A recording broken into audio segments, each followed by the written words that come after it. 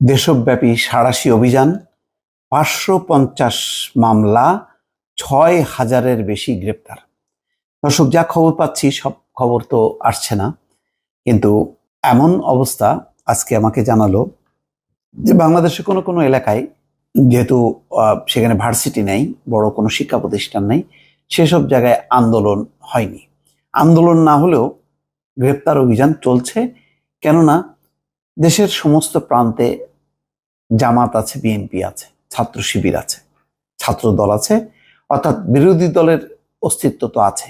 সুতরাং এখন ওই অস্তিত্বের উপরে তাদের নজর, এবং সব আবার নতুন করে সেই 28 অক্টোবরের পরে যেমন চিরুনি অভিযান শুরু হয়েছিল, দেশব্যাপী এখন সেই চিরুনি অভিযান চলছে। ঢাকার যে ঘটনা, সেই ঘটনা এখন পুরো দায় চাপানো হচ্ছে বিএনপি জামাতের উপর। শুধু তাই না, আর প্রথমে বলা হচ্ছিল নাশকতার জন্য দায়, কিন্তু বারবার সবাই যখন নাকি আঙুল তুলছিল তাহলে মৃত্যুর দায় কার, সরকার সেটাও বলছে যে না, এটার দায়ও হচ্ছে বিএনপি জামাতের। তারা পুলিশের পোশাক পরে, তারা নিজেরাই পুলিশের পোশাক পরে গাড়িতে চড়ে বা বিভিন্ন কায়দায় তারাই হচ্ছে মানুষকে হত্যা করেছে। অর্থাৎ যারা মারা গেছে তারা হচ্ছে বিএনপি জামাতের হাতে মারা গেছে। কোনো পুলিশের গুলি নেই, বা সরকারি কোনো বাহিনীর কোনো বা সরকারি দলের কোনো নাশকতা নেই। এখানে সরকারি দলের কাউকে কেউ অস্ত্র হাতে দেখেনি, আইন নিজের হাতে তুলে নিয়েছে সে এমন একটা অবস্থা দেখেনি। আর পুলিশ হচ্ছে আইন শৃঙ্খলা রক্ষা করার জন্য তারা যেহেতু কারফিউ ভঙ্গ হচ্ছে সুতরাং গুলি করেছে, সুতরাং এটা জায়েজ। আর আগেই যেহেতু নির্ধারিত হয়ে গেছে যে এই পুরো নাশকতা পরিকল্পিত ছিল, এবং এটি বিএনপি জামাত অনেক দিন থেকে এই পরিকল্পনা করছিল, সেটা সরকার আবার এখন বলছে যে তারা টের পাচ্ছিল, জানছিল, কিন্তু ঠিক এইভাবে যে শুরু হবে এটা বুঝতে পারেনি।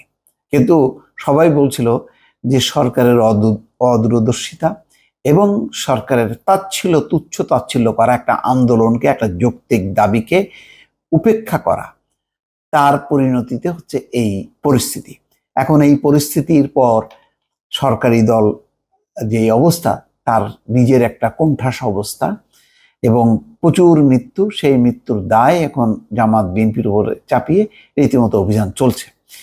তো পুলিশের বিভিন্ন সূত্র বলছে যে গতকাল পর্যন্ত সারা দেশে 51টি মহানগর এবং জেলায় প্রায় 550টি মামলা হয়েছে। এছাড়া বেশিরভাগ মামলার বাদী পুলিশ, এছাড়াও ছাত্রলীগও অনেক মামলার বাদী। এসব মামলায় গত 6 দিনে 6,000-এর বেশি মানুষকে গ্রেপ্তার করা হয়েছে।